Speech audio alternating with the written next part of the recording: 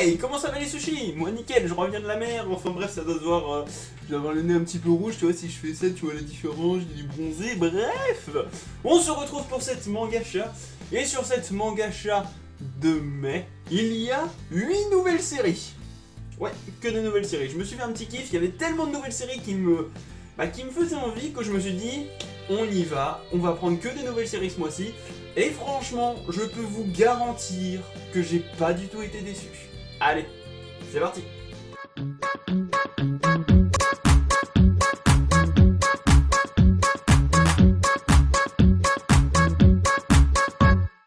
On commence donc avec le dernier envol du papillon, un one-shot ma foi bien sympathique. Il m'a pas laissé sur le cul comme les autres que je vais vous présenter après, mais franchement, il vaut vraiment le détour. Donc on est à Maruyama, dans le quartier des plaisirs de Nagasaki, où se mêlent bien des choses, notamment le passé d'une courtisane à la beauté sans égale et celui d'un homme affligé d'une lourde maladie. Nous allons donc suivre dans cette histoire Kicho, une jeune courtisane, une prostituée pour ceux qui n'avaient pas compris, et donc qui va évoluer au fur et à mesure de l'histoire. On n'est pas là pour raconter les aventures et les mésaventures d'une prostituée, pas celle qu'elle a avec ses clients en tout cas. Bref. Donc non, on est là pour raconter l'histoire d'une femme qui a dû faire des choix, pas forcément les bons choix, pas forcément les plus faciles à accepter, mais qui a dû faire des choix dans sa vie, tout simplement. Et donc, franchement, c'est une histoire, cette histoire c'est un peu comme si t'avais une histoire, une grande, et qu'on te lâchait au milieu, ou à la fin, ou n'importe où dans l'histoire. Puisque les choses sont déjà là. C'est pas comme un peu les shonen où tu apprends à découvrir au fur et à mesure tous ceux que tu vas là, tous ceux que tu vas suivre dans l'aventure.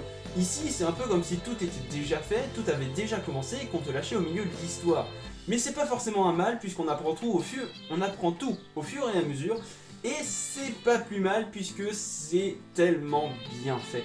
Les relations entre les personnages sont déjà là, mais toi tu es là à les découvrir au fur et à mesure, à te dire « Oh oui mais non, elle a fait ça, elle a fait ci ». Et donc c'est vraiment une joie de découvrir ce que les personnages ont fait, comment ils sont liés, et justement, eh bien c'est tout. La conclusion est belle, je vais pas vous mentir, la conclusion elle est belle, et non, ça peut être un peu triste. Bon, il y a des petits moments drôles parce que t'as une apprentie prostituée. Je savais pas que ça se faisait des stages dans ce genre d'établissement, mais bref. En tout cas, ce manga est vraiment génial. Ce qui en fait le charme et la valeur, ce sont découvrir les relations entre les personnages. Je l'ai dit 1 million de fois, certes, mais c'est déjà pas mal. Tu vas pas me faire chier, non mais je te jure. Oh. Quoi, tu trouvais que c'était un peu trop gnangnan, un peu trop mignon l'histoire de la prostituée? Eh bah j'ai ce qu'il te faut, j'ai Innocent Rouge, un truc pour public averti, c'est ce que tu veux? Eh bah d'accord. Donc nous sommes à l'aube de la Révolution française. Et donc, bon, difficile de résumer, je vais devoir le lire parce que c'est pas facile. Donc nous avons Charles-Henri Sanson, le maître des hautes œuvres de Paris, celui qui règne sur la famille des exécuteurs de France. Les exécuteurs, c'est ceux qui vont te faire du spectacle, ceux qui vont te faire des belles pendaisons, des belles décapitations, de la torture à n'en plus savoir quoi en faire. Là on est d'accord, là on a du spectacle. Mais il ne parvient pas à contrôler sa jeune sœur qui s'appelle Marie-Joseph. Paye ton prénom, t'es à l'époque, ça passe encore. Qui est en charge de la prévôté de l'hôtel qui est en charge de l'office de la prévôté de l'hôtel à Versailles. Je sais pas ce que c'est comme métier, est-ce que c'est les meufs qui sont assis au bureau et qui te font des choses? Je ne pense pas, puisqu'elle est là, puisqu'elle a un rôle très important et elle a joué un grand rôle lors de la Révolution française. Est-ce que c'est une histoire vraie? Je n'en sais rien, puisque comme je travaille mes vidéos, je n'ai pas été vérifier mes sources, voilà. Et donc non.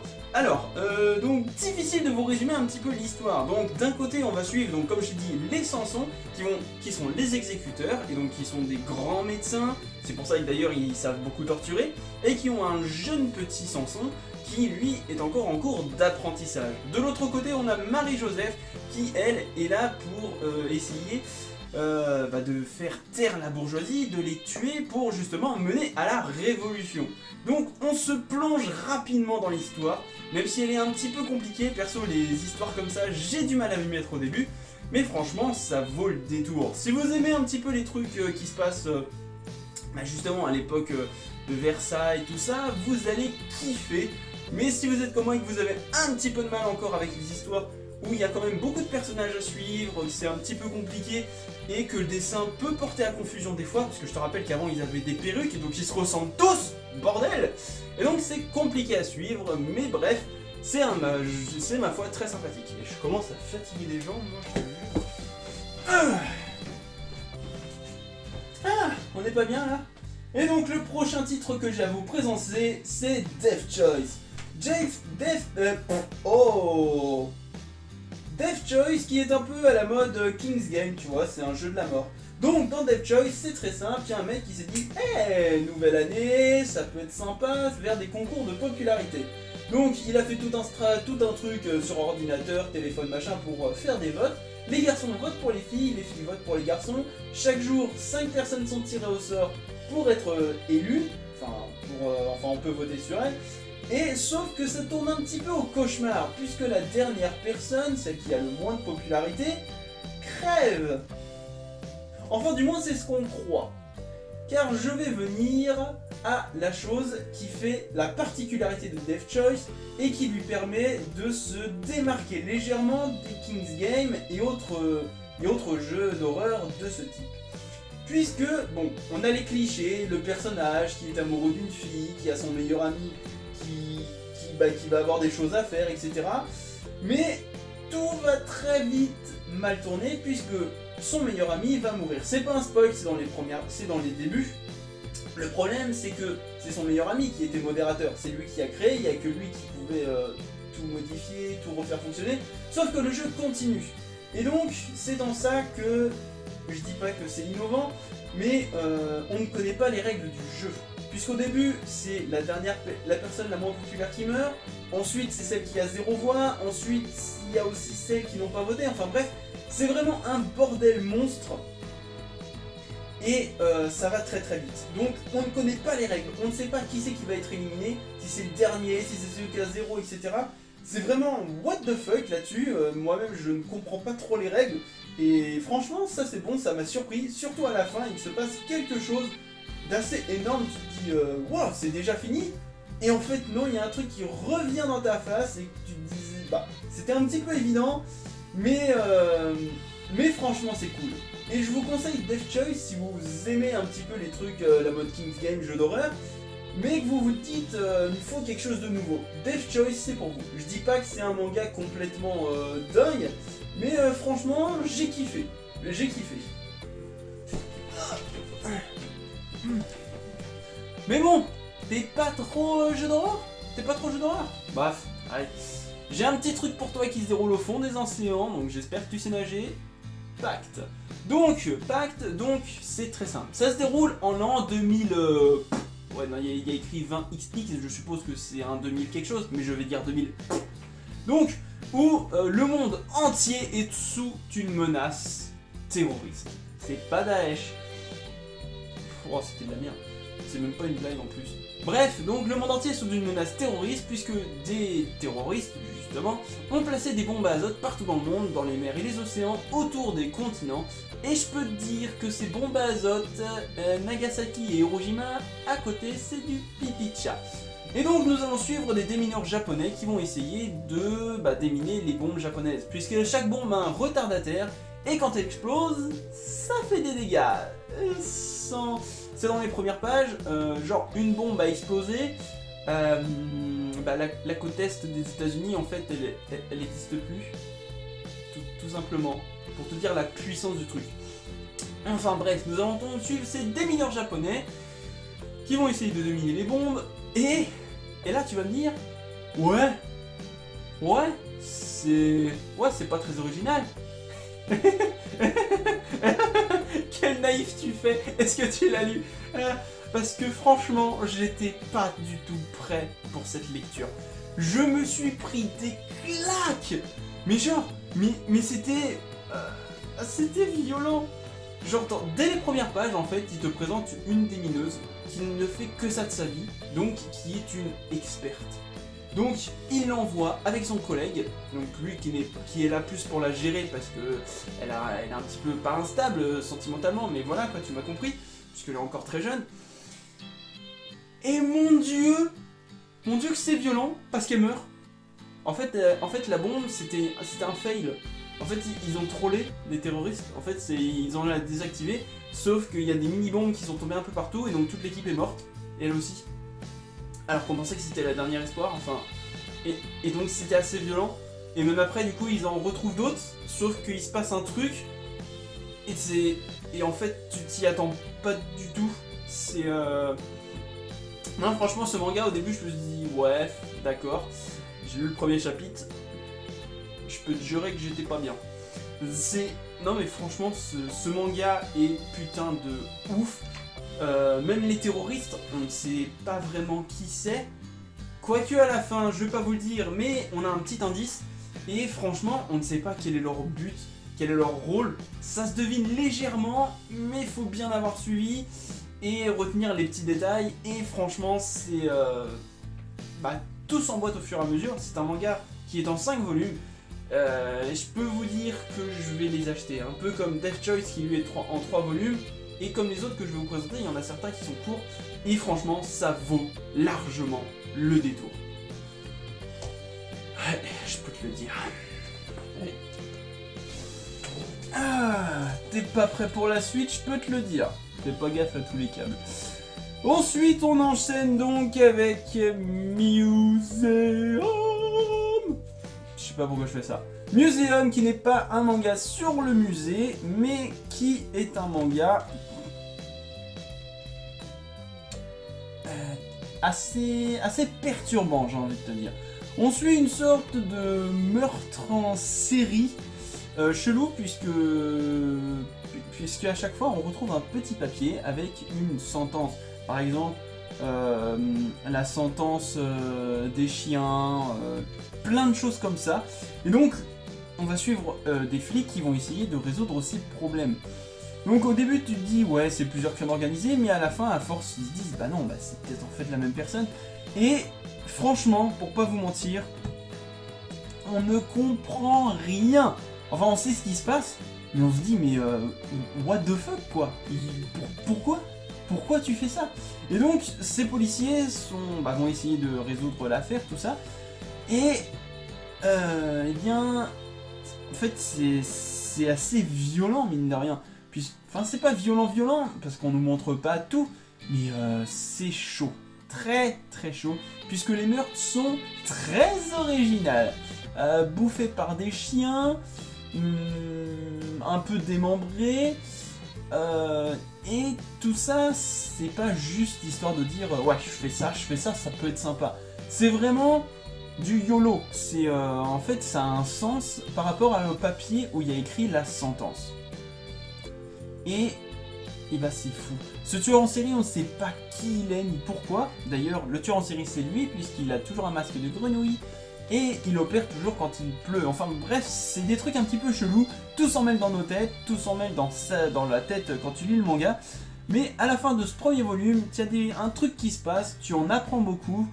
Et là, tout commence à avoir du sens. Mais on ne sait toujours pas le vraiment pourquoi du comment ça se passe, puisqu'on a une révélation qui fait que en fait la raison pour laquelle le tueur aurait fait ça, et ben en fait c'est tout autre chose. Et c'est en ça que c'est génial. Ce manga nous prend la tête, mais pas trop, et on ne sait rien. À la fin du premier tome, en fait tu te dis ah en fait c'est ça. Et là il te dit un truc, hein quoi? Ah bah merde en fait c'était pas ça, qu'est-ce que c'est? Et là t'as envie de la suite. Là t'as envie de la voir la suite. Tu comprends? Et moi je commence à être chiant, c'est chiant d'être assis, tu trouves pas? Ah là là. Alors, je peux vous assurer que comme Museum, pour ce manga-ci, Dystopiary, je n'étais absolument pas prêt. Donc au début je me dis, c'est un shonen, tout ce qui est de plus basique. Et je vais vous expliquer pourquoi. Le résumé peut te dire, c'est un shonen basique. Donc, nous sommes dans un monde, un peu comme un jeu vidéo, où quand tu nais, ta classe et ton niveau sont déjà ta classe, pardon, sont déjà prédéfinis. combattant, mage onirique, cuisinier, pilote, alchimiste, enfin bref, même des trucs loufoques, genre il y a un mec qui utilise sa morve, c'est chelou tu vas me dire. Et il y a une classe spéciale qui s'appelle les exécuteurs. Eux sont des classes, ce sont la classe héroïque comme ils l'appellent, mais leur problème c'est qu'ils sont obligés d'être accompagnés pour pouvoir tuer les monstres, puisque il y a une sorte de démon, enfin le dieu du mal qui apparaît tous les 3 ans, et donc c'est les exécuteurs qui sont en charge de le tuer. Ils doivent donc rassembler une équipe super balèze pour essayer de vaincre ce monstre. Le problème des exécuteurs donc, c'est qu'ils sont obligés d'être en équipe parce qu'ils ne sont que niveau 1, et ils ne peuvent pas monter de niveau. Et donc, on se dit à ce moment-là, quel est le vrai but des exécuteurs, quel est leur véritable pouvoir, et franchement... Ah, j'étais pas prêt. Leur pouvoir, je vais pas vous le dire. Franchement, je vais pas vous le dire. Même si c'est dans les débuts, je vais pas vous le dire. Parce que c'est... Waouh, j'étais pas prêt. Je me suis dit, oh, ça va, tranquille, c'est un shonen. Bon, c'est un shonen, mais bon, c'est pas classique du tout. Bon, déjà, il y a des pages un petit peu violentes. Très violente même, et mais franchement, mais waouh, c'est du coup il se fait, dans ce premier tome, il se fait plusieurs équipes. La première équipe, il bat un monstre, je vais pas vous dire ce qui se passe, mais il est obligé d'en refaire une deuxième à cause d'un certain événement, et c'est complètement dingue. Je m'attendais pas du tout à ça, je me suis dit ouais ça va être un shonen comme ça, je prends le premier tome histoire de voir ce que ça donne. Mais je vais continuer cette série. Franchement, ça m'a donné envie de continuer. C'est tellement bien tourné, c'est tellement bien foutu. Et j'adore. Et puis, on va pas se mentir, le personnage principal est vachement stylé. Ça, je peux vous le dire. Ça, je peux vous le dire. Ça, je peux vous le dire. Je vous le dis. Je vous le dis. Prêt pour la suite? Man in the windows. Donc traduit littéralement l'homme dans la vitre, si je dis pas de conneries. Alors, on ne suit pas l'histoire d'un homme qui se fait piéger dans une vitre. Non, loin de là. Nous allons suivre un mec, donc un jeune lycéen, ma foi bien sympathique, qui se promène, qui est amoureux d'une fille, tout ce qu'il y a de plus banal, il reçoit un mot de cette fille qui lui dit d'aller quelque part, il est tout content le pauvre, il y va, et qu'est-ce qu'il trouve dans cette ruelle abandonnée? Non, c'est pas une violeuse. Son lui du futur. Derrière une vitre. Ouais. C'est flippant comme ça.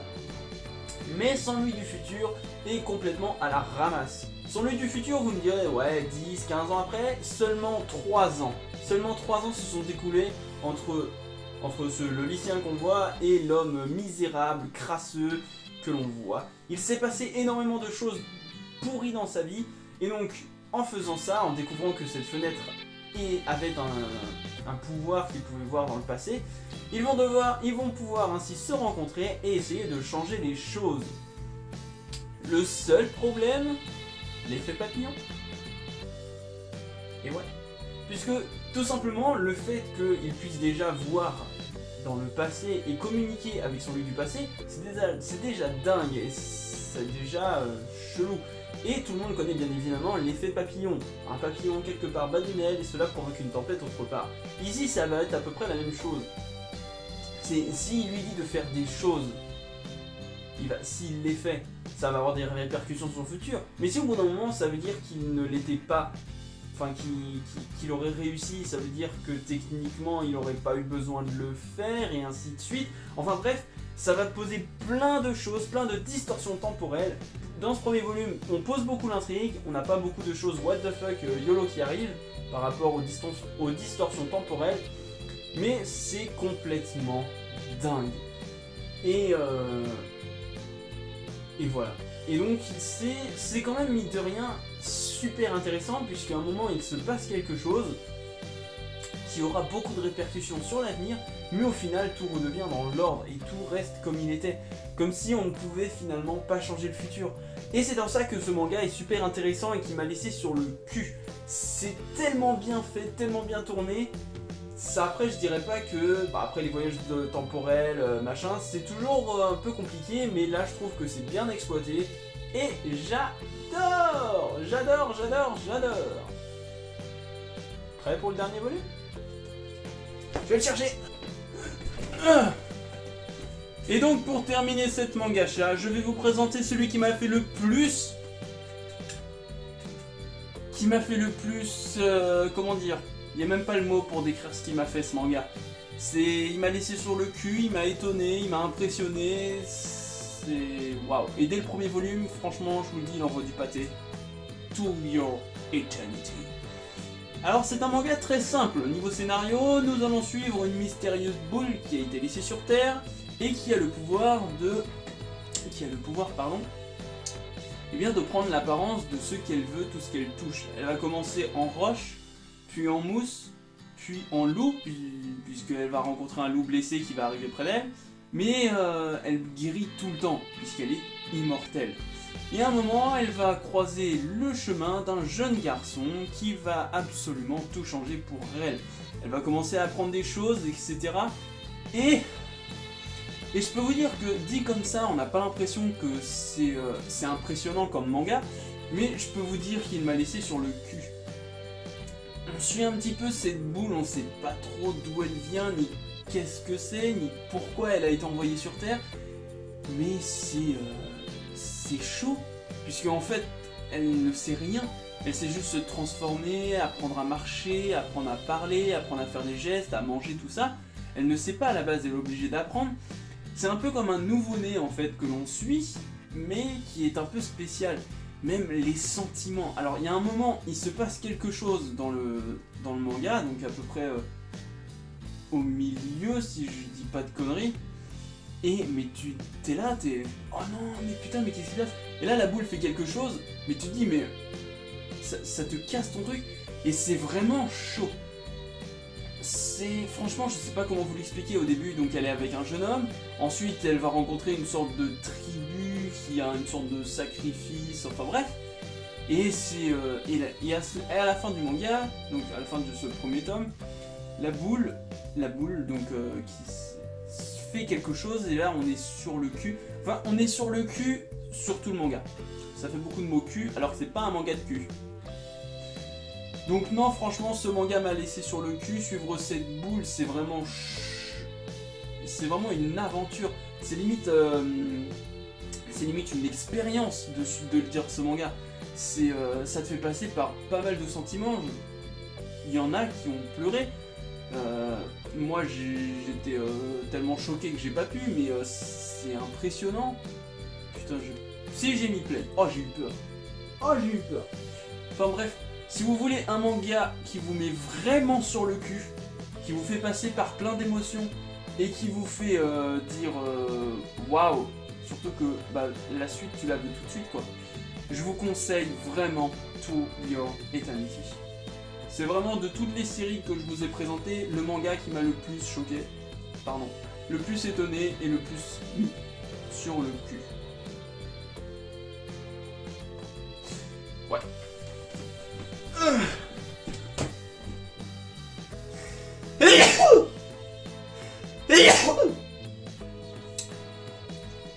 Et donc pour conclure, eh bien je dirais que les 8 que je vous ai présentés m'ont tous fait bader. Je ne savais pas où j'en étais, c'est pour ça que je ne les ai pas tous lus d'une traite, chacun par jour pour me remettre de mes émotions, parce que c'était waouh. Donc franchement je vous conseille les 8 volumes que je viens de vous dire, donc To Your Eternity, Man in the Windows, Pack, Dystopiary, Le Dernier Envol du Papillon, Innocent Rouge, Death Choice. Je vous les conseille tous parce qu'ils sont vraiment excellents. Après voilà, j'espère que cette nouvelle formule du mangacha vous plaira, j'ai encore des petits trucs à améliorer, enfin bref, vous verrez tout ça. Mais j'espère que ça vous plaît, en tout cas moi ça me plaît, changer un petit peu de décor à chaque manga. Faut que j'essaye de faire des transitions un peu mieux, un peu plus travaillées, mais bon, j'expérimente, j'essaye. En tout cas je vous dis à la prochaine, tchuss.